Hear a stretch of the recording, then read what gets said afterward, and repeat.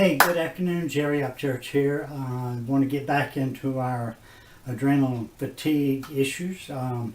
Yesterday we talked about what is adrenal fatigue, and it's basically set up because it's called that because our body's in a state of stress causes our adrenal glands to produce too much adrenaline or hormones called cortisol. And it's really the cortisol that seems to be causing all the issues within our body. So I'll get into that a little bit more. But basically there are 5 things that cause, today we're going to talk about what causes adrenal fatigue. So what I found in my studies is there are basically 5 things that are considered to be causative for adrenal fatigue. And those include stress, which is number 1 cause is stress. Number 2 is diet. Number 3 is sleep. Number 4 is chronic conditions or chronic diseases. And number 5 is, what is number 5? Environmental toxins. Environmental toxins.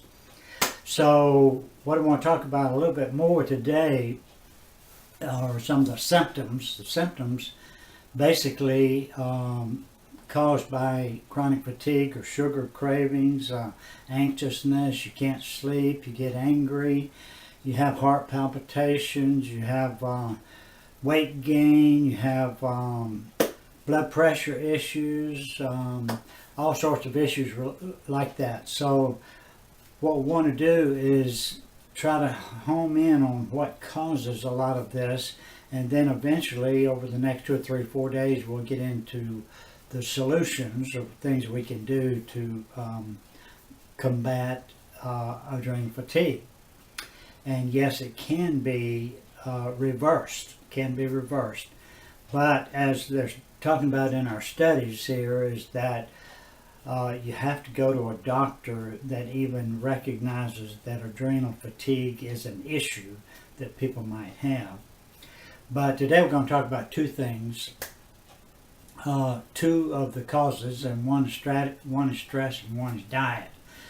So when it comes to stress, there are basically 2 kinds of stress. There's a distress, D-I-S-T-R-E-S-S, which is actually a negative type of stress. It's one that causes our body to go into defense mode. It causes our blood to go into all areas of our bodies except where it belongs, mainly into our arms and legs, so we can flee.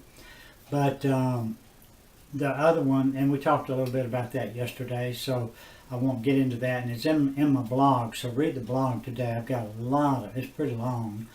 The other one is eustress, E-U-S-T-R-E-S-S, which is considered the good stress by running a 5K or a 10K, and you get excited about what you're doing, and then you have an adrenaline rush to get through, but it deals with winning and competing and all the things that you generally like to do.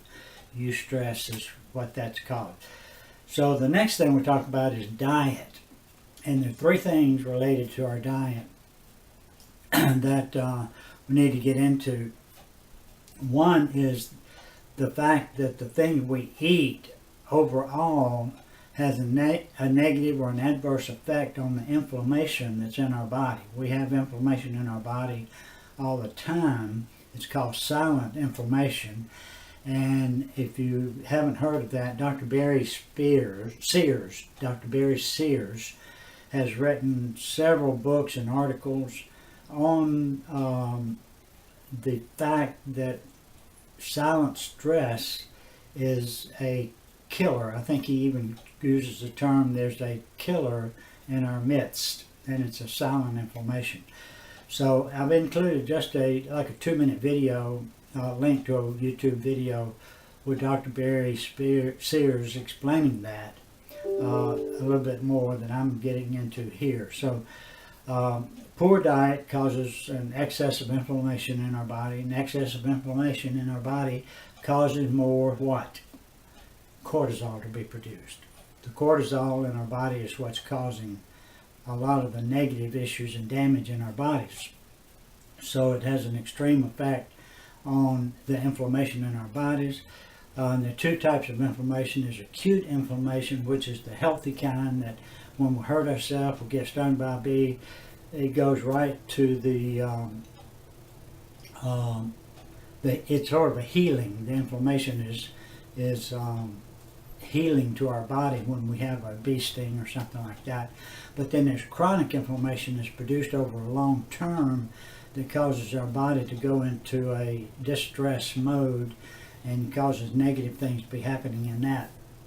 And that's a lot of the silent inflammation area that causes us to have issues that, well, actually with silent inflammation, you typically don't even recognize that you've got an issue, but it's just festering within your body until something causes it to just flare up. And some of the things that cause it to flare up is sugar, and too much sugar causes the pancreas to create more insulin and again cortisol that our bodies are not needing. But over the period of time, we have gone from 1 to 2 pounds of sugar per person a year, to 150 pounds on average of sugar intake a year. And how do we do that? We get it by eating processed foods. You know, they take the fat out of the low-fat diet that was in vogue in the 90s and still sort of in vogue. Has taken the fat out of the food, the flavor out of the food, so sugar has been added to make us like what has been produced. But again, too much sugar, basically I think it's said that we have in the neighborhood of 10, no, this is caffeine. Caffeine's the third thing. We've got poor eating habits, too much sugar, and caffeine, too much caffeine. 3 to 4 cups a day is more than 10 colas a day, Coca-Colas a day.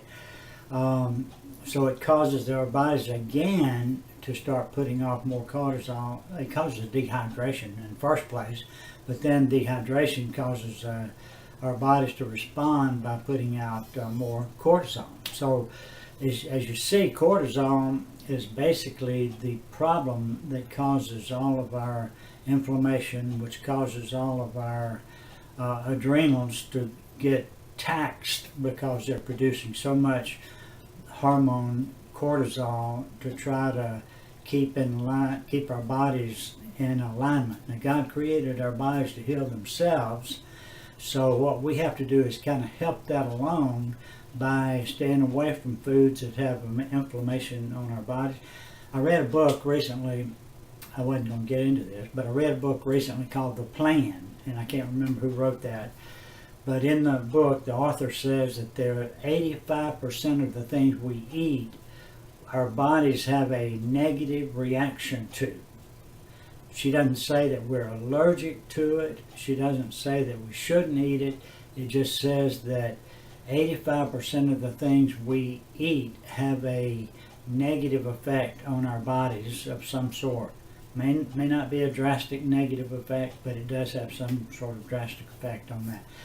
So basically, that's all I'm going to talk about today. The food we eat, the sugar, the caffeine, the fact that we have stress in our bodies from all sorts of different things, are chronic issues that we've got to be aware of and start addressing in recovering from adrenal fatigue. And the good thing is we can recover from adrenal fatigue. So that's it for now. Let's go read the blog. It is a really long blog today, and tomorrow we'll get into our sleeping habits and our chronic diseases and our environmental toxins, and those are the last 3 things. So I'm going to try and finish that tomorrow in a single blog. Then we can start getting into the issues about how we resolve the issues with adrenal fatigue. So all that being said, hey, goodbye for today. Talk to you later. Have a great evening. See you later.